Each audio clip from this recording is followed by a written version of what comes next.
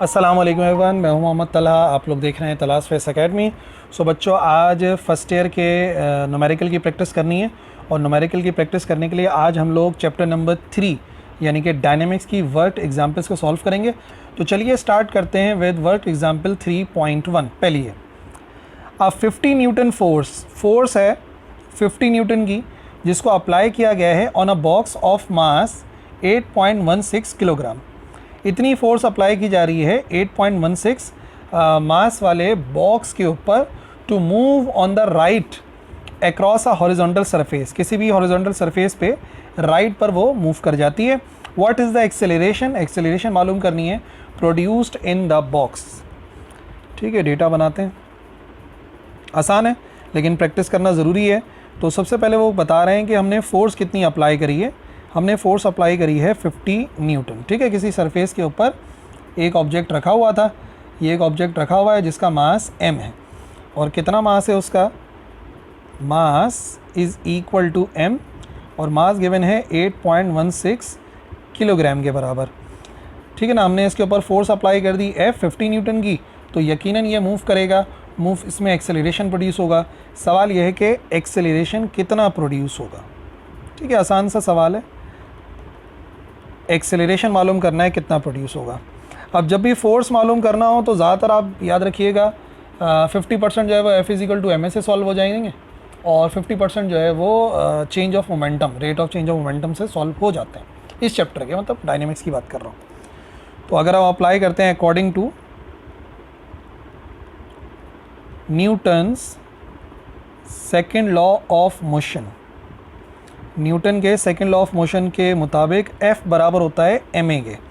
आप रीअरेंज कर लें, रीअरेंज करेंगे तो A बराबर हो जाएगा F ओवर m के। तो हमें फोर्स भी मालूम है, m भी मालूम है। फोर्स बराबर है 50 और मास बराबर है 8.16।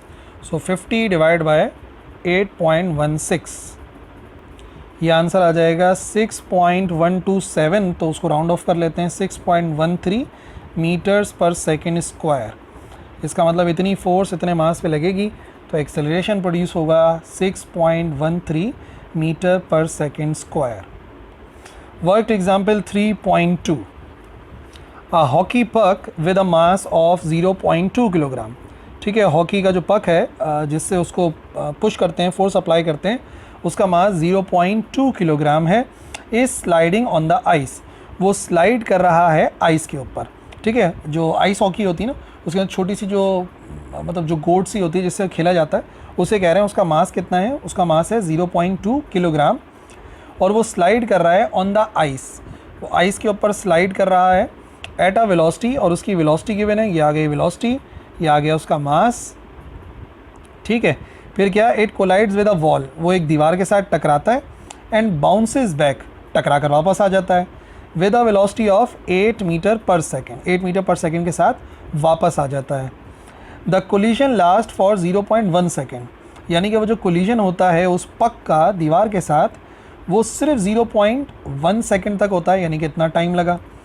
कैलकुलेट द इम्पल्स, तो इम्पल्स कैलकुलेट कीजिए जो कि एक्सपीरियंस करेगा बाय द हॉकी पक। हॉकी पक कितना एक्सपीरियंस करेगा इम्पल्स, और फिर मालूम करना है कि कितना चेंज आएगा उसके मोमेंटम में, यानी कि मोमेंटम चेंज भी चाहिए और हमें मालूम करना है इम्पल्स। ठीक है जी, चलिए डेटा बनाते हैं।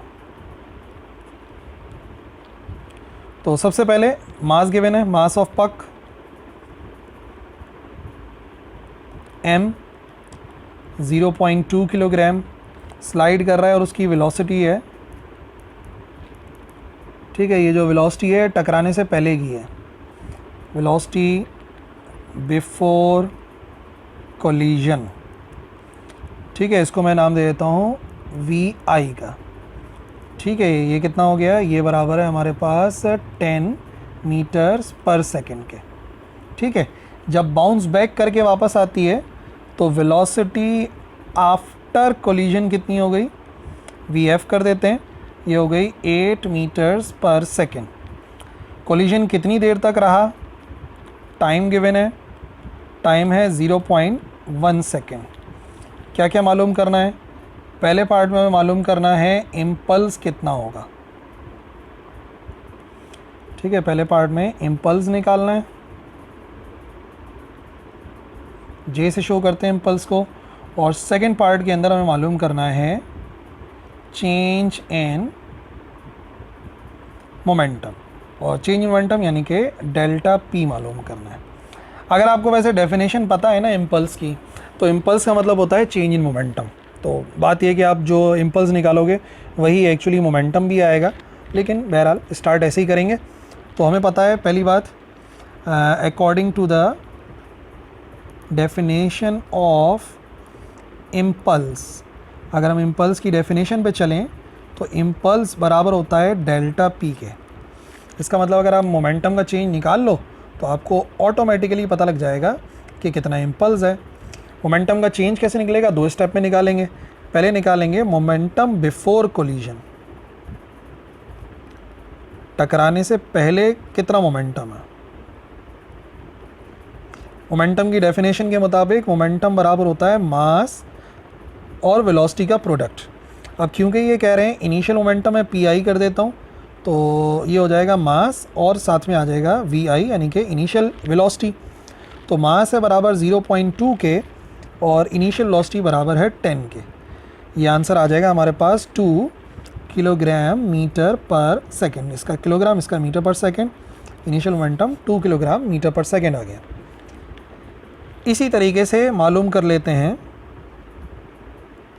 Momentum after collision. कोलिजन के बाद मोमेंटम कितना है, तो उसके लिए फार्मूला क्या बनेगा, उसके लिए फार्मूला बनेगा पी एफ। मास थोड़ी बदला, मास एम ही रहा, वेलोसिटी के साथ वी एफ आ जाएगा। ठीक है, मास तो उतना ही रहा 0.2, लेकिन अब वेलोसिटी कितनी हुई थी, वेलोसिटी हो गई थी 8 मीटर पर सेकेंड। पर एक बात का आपने ध्यान रखना है, मोमेंटम एक वेक्टर क्वांटिटी है तो डायरेक्शन की बहुत इंपॉर्टेंस है। तो ये माइनस का 8 लिखा जाएगा क्योंकि टकराने के बाद बाउंस बैक कर रही है। माइनस का साइन इस वजह से आया क्योंकि मेंशन है कि जो पक है उसने बाउंस बैक किया है। तो या तो आप इसको नेगेटिव लेते हैं या तो इसको नेगेटिव लेते हैं। तो हमने इसको पॉजिटिव कंसिडर करा तो इसको नेगेटिव लिखेंगे। अब जो हमारे पास आंसर आ जाएगा फाइनल मोमेंटम का, वो बराबर आएगा माइनस के 1.6 किलोग्राम मीटर पर सेकेंड के बराबर। ठीक है, इनिशियल मोमेंटम आ गया, फाइनल मोमेंटम आ गया। अब हम निकाल लेते हैं चेंज इन मोमेंटम या इम्पल्स। उसके लिए वैल्यूज पुट करेंगे इन इक्वेशन 1। इक्वेशन 1 के मुताबिक जे बराबर था डेल्टा पी के। तो डेल्टा पी मतलब, डेल्टा पी का मतलब हुआ फाइनल मोमेंटम में से माइनस कर देंगे इनिशियल मोमेंटम को। तो जे बराबर आ जाएगा, फाइनल मोमेंटम है माइनस का 1.6 और इनिशियल मोमेंटम है 2। माइनस 1.6 माइनस का 2, ये हो जाएगा बराबर माइनस के 3.6 के, और यूनिट होगा किलोग्राम मीटर पर सेकेंड। ठीक है, अगर जे यानी कि इम्पल्स माइनस का माइनस का 3.6 है, तो याद रखिए impulse is equal to change in momentum. तो चेंज इन मोमेंटम भी बराबर आ जाएगा माइनस के 3.6 किलोग्राम मीटर पर सेकेंड के बराबर। ठीक है, जबकि अगर सिर्फ मैग्नीट्यूड आपने लिखना है तो मैग्नीट्यूड आप 3.6 ही लिखेंगे, क्योंकि जो नेगेटिव साइन है वो यहाँ पे शो करता है अपोजिट डायरेक्शन को। ठीक है, अपोजिट डायरेक्शन की वजह से आ रहा है यहाँ पर माइनस का साइन। और अगर मैग्नीट्यूड आप लिखेंगे, जैसे कि बुक के अंदर आंसर लिखा हुआ है इंग्लिश के अंदर, तो उसमें माइनस का साइन इस्तेमाल नहीं किया जाएगा। उसमें लिखा जाएगा change in momentum is equal to 3.6 kilogram metre पर सेकेंड। ये थोड़ा सा बच्चे कंफ्यूज रहते हैं, इस वजह से मैंने बता दिया। अच्छा, आंसर्स ये हमारे दोनों ही हैं। इंग्लिश में लिखोगे तो माइनस का साइन नहीं लगाओगे, क्योंकि उधर आप लिख दोगे कि चेंज इन मोमेंटम इतना आ गया। Work example 3.3। 2 ऑब्जेक्ट्स हैं ए और बी। इनिशियली दोनों जो है वो रेस्ट में है। ठीक है जी, दोनों रेस्ट में है, इनिशियल वेलोसिटी 0 है। अच्छा जी, ऑन अ फ्रिक्शनलेस सरफेस। जो पहला वाला ऑब्जेक्ट है उसका मास 0.5 है किलोग्राम। पहला वाला ऑब्जेक्ट समझ लो ए का मास कर देते हैं, और जो ऑब्जेक्ट बी है उसका मास जो है वो 0.8 है, मास ऑफ बी हो गया। जो ऑब्जेक्ट ए है वो कोलाइड करता है बी के साथ, और आफ्टर कोलिजन ए मूव करता है राइट पर, उसकी वेलोसिटी है, और बी मूव करता है लेफ़्ट पर और उसकी वेलोसिटी 2 मीटर पर सेकेंड है। ए के साथ माइनस का साइन लगाना पड़ेगा, इसके मतलब इसके साथ हम माइनस का साइन लगाएंगे, अपोजिट डायरेक्शन में।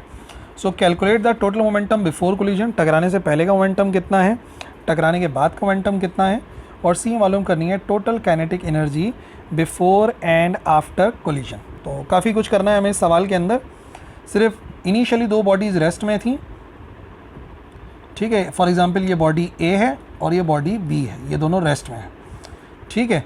और फिर क्या होता है, ऑब्जेक्ट ए जो है वो कोलाइड करता है बी के साथ। तो नतीजे में क्या होता है, ए मूव करता है राइट को और बी मूव करता है लेफ़्ट को, अपोजिट डायरेक्शन के अंदर। तो ऐसा कर लेते हैं, बी और ए कर लेते हैं इसको,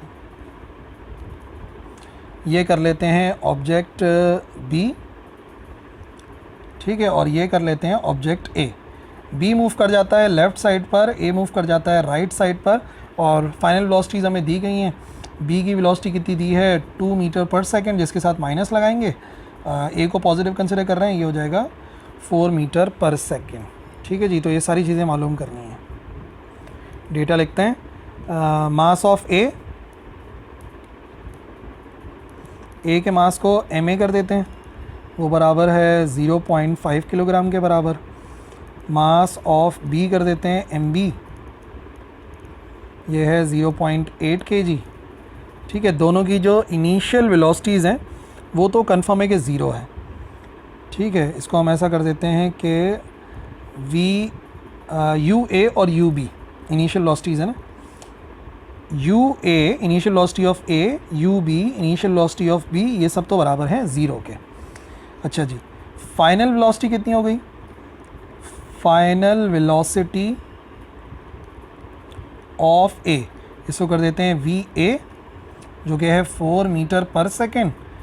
फाइनल वेलोसिटी ऑफ बी, इसको कर देते हैं वी बी, और चलो इधर ही माइनस का साइन लगाते हैं ताकि याद रहे, उसको यूज़ करना, -2 मीटर पर सेकेंड।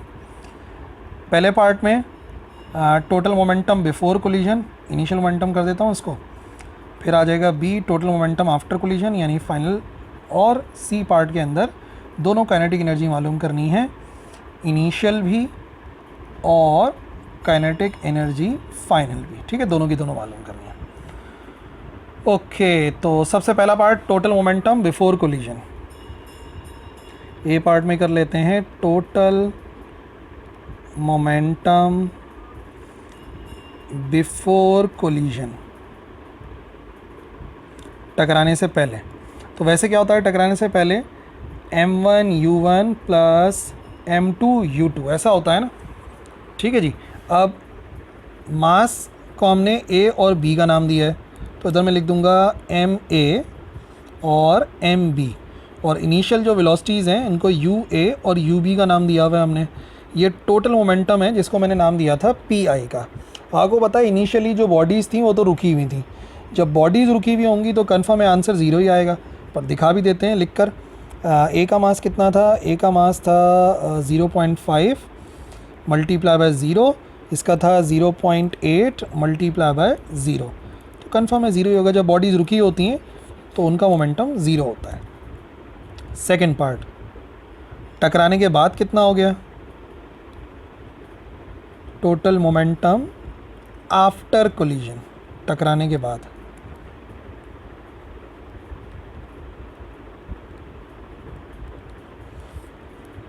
इसको बोलेंगे पी एफ, और बनेगा क्या, बनेगा मास ऑफ ए और final velocity of A plus mass of B और फाइनल वेलोसिटी ऑफ बी।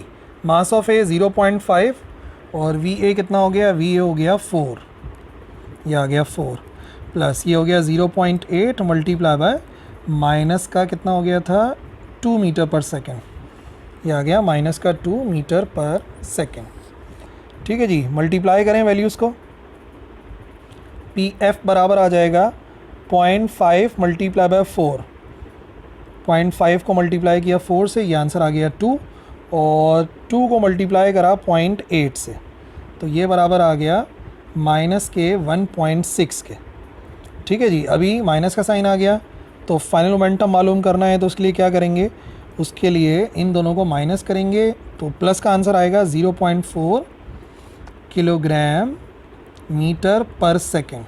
क्योंकि पॉजिटिव आंसर आ रहा है, क्योंकि पॉजिटिव आंसर आ रहा है, इसका मतलब पॉजिटिव वाला हमने किस तरफ लिया था, राइट साइड पर ना। इसका मतलब हम लिखेंगे यहाँ पर कि जो मोमेंटम है वो है राइट साइड की तरफ, ठीक है ना। मोमेंटम है वेक्टर क्वांटिटी, तो बताना भी ज़रूरी है कि उसकी डायरेक्शन कहाँ है। सी पार्ट काइनेटिक एनर्जीज मालूम करनी थी टोटल टकराने से पहले और टकराने के बाद, ठीक है ना, ये लिखा हुआ था। अच्छा जी, इनिशियली बॉडीज़ रेस्ट में, तो दोबारा से कैलकुलेट करके बताना नहीं है हमें, हम इसको कर लेते हैं।